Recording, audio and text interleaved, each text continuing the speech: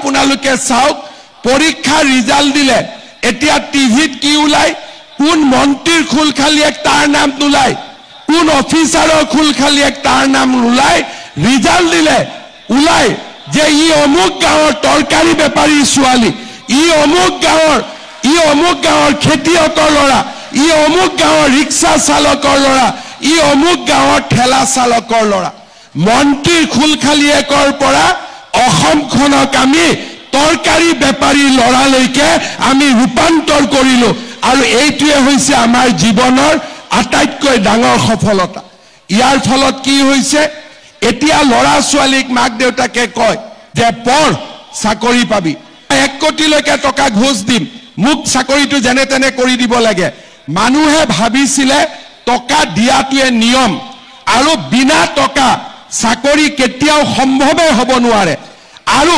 তেনেকৈ আমাৰ অসমখন ৭৫ বছৰ চলি আছিল 2021 চনত মই মুখ্যমন্ত্ৰী দায়িত্ব লোৱাৰ পিছত কৈছিলো যে এনেকে নহয় আমি পৰিবেশৰ পৰিৱৰ্তন কৰিম আৰু মুখ্যমন্ত্ৰী হলো মোৰ আগতো বহুত মুখ্যমন্ত্ৰী হৈছিল এতিয়া আপোনালোকে চাওক আগতে যেতিয়া পৰীক্ষাৰ ৰিজাল্ট দিয়ে এপিএসসি ৰিজাল্ট দিয়ে পুলিচৰ ৰিজাল্ট দিয়ে তৃতীয় চতুৰ্থ শ্ৰেণীৰ ৰিজাল্ট দিয়ে তেতিয়া টিভিত কি ওলাই বাতৰি যে কোন মন্ত্ৰী লৰাই ডিএসপি হল কোন অফিচাৰৰ লৰা গৈ পেলাই মেজিষ্ট্ৰেট হল কোন ডাঙৰ বিষয়াৰ খুলখালিয়েকে গৈ পেলাই প্লেনিং অফিচাৰ পালে কাৰ খুলখালিয়েকে গৈ পেলাই টেক্সৰ সুপাৰিনটেণ্ডেণ্ট হল কোন দ্বিতীয় হল পেপাৰ আৰু টিভিত এই লিষ্ট বিলাক আহিছিল আৰু এই লিষ্ট বিলাকৰ লগত কি লিখিছিলে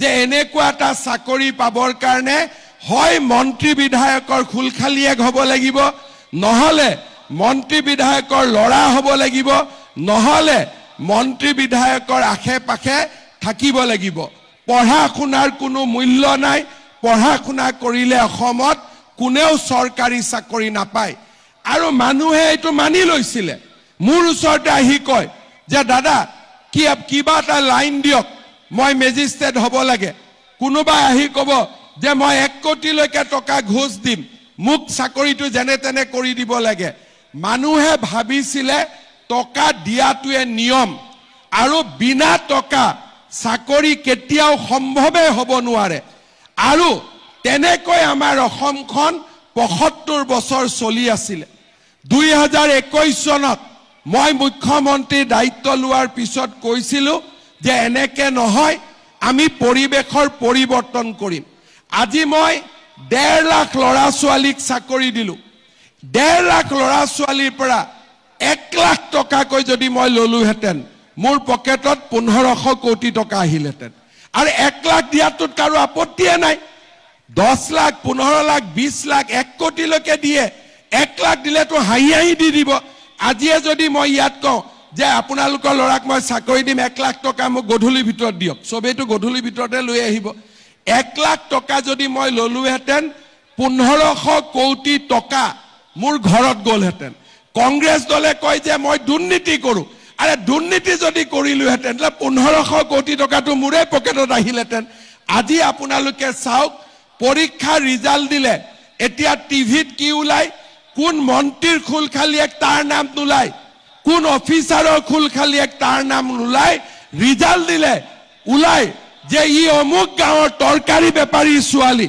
ই অমুক গাঁৱৰ খেতিয়কৰ ল'ৰা ই অমুক গাঁৱৰ ৰিক্সা চালকৰ ল'ৰা ই অমুক গাঁৱৰ ঠেলা চালকৰ ল'ৰা মন্ত্ৰীৰ খুলখালিয়েকৰ পৰা অসমখনক আমি তৰকাৰী বেপাৰী ল'ৰালৈকে আমি ৰূপান্তৰ কৰিলো আৰু এইটোৱে হৈছে আমাৰ জীৱনৰ আটাইতকৈ ডাঙৰ সফলতা ইয়াৰ ফলত কি হৈছে এতিয়া ল'ৰা ছোৱালীক মাক দেউতাকে কয় যে পঢ় চাকৰি পাবি ল'ৰা ছোৱালীয়ে স্কুলত আগতকৈ বেছি যায় এতিয়া মই যোৱা কালি পৰহি দিনাখন মই এখন মিটিঙত গৈছিলো ছোৱালী বিলাকে মোক ধৰি কলে যে মামা মই সামগ্ৰীত গৈছিলো ছোৱালী বিলাকে মোক ধৰি পেলাই কলে যে মামা আমাক স্কুলত শিক্ষক লাগে আগতে কোনো চিন্তাই নকৰিছিল আজিকালি সবেই জানে যে পঢ়া শুনা কৰিলে আমাৰ ল'ৰা ছোৱালীয়ে চাকৰি পাব, ৰাজ্যত আন্দোলন নোহোৱা হৈছে, শিক্ষাৰ পৰিৱেশ নিৰ্মাণ হৈছে আৰু অসমখন এটা ভাল পৰিৱেশলৈকে গৈ আছে। আৰু যিসকল ডেকা ল'ৰাই চাকৰি নাপায় তেওঁলোকৰ কাৰণেও মই ব্যৱস্থা কৰিছো যে তেওঁলোকক চৰকাৰে 2 লাখকৈ টকা দিব।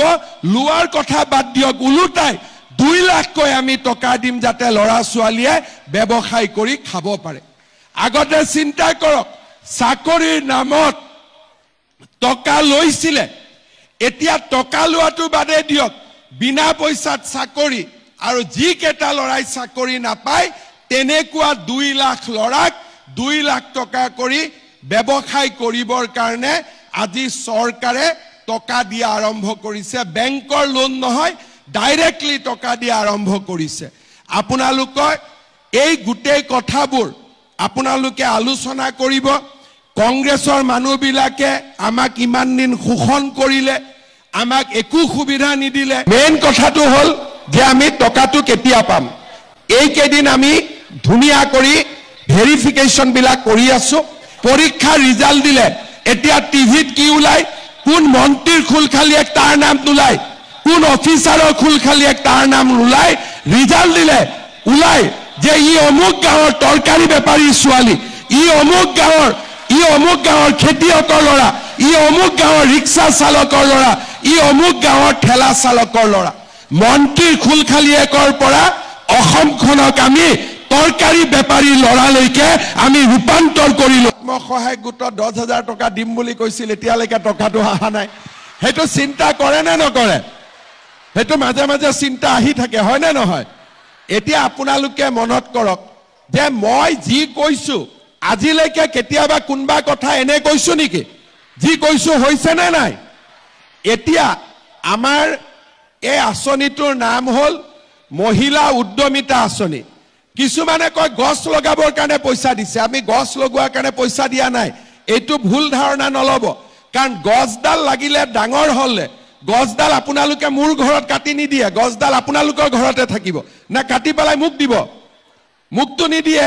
গতিকে এই গছডাল যদি চেগুন গছ ৰৈছে, ডাঙৰ হ'লে তাৰ যি উপাৰ্জন হ'ব সেইটো আপোনালোকেই পাব। আৰু আপোনালোকক গছডাল ৰুবৰ কাৰণে মই উৎসাহ দিয়াৰ কাৰণে মোক উল্টাই আপোনালোকে পিঠা তিঠা খুৱাবহে লাগে, হয়নে নহয়? এতিয়া মেইন কথাটো হ'ল যে আমি টকাটো কেতিয়া পাম।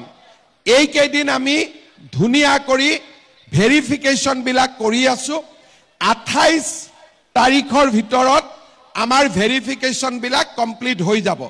ভেৰিফিকেশ্যন কমপ্লিট হোৱাৰ পিছত আমি মহিলাসকল যিসকল ইয়াৰ নিৰ্বাচিত হ'ল তেওঁলোকৰ আমি তালিকাখন দিম। তালিকাখন দিয়াৰ পিছত আপোনালোকক আমি 3 দিনৰ ট্ৰেইনিং দিম। কিয় ট্ৰেইনিং দিম এই কথাটো বুজি লওক। 10,000 টকাটো শেষ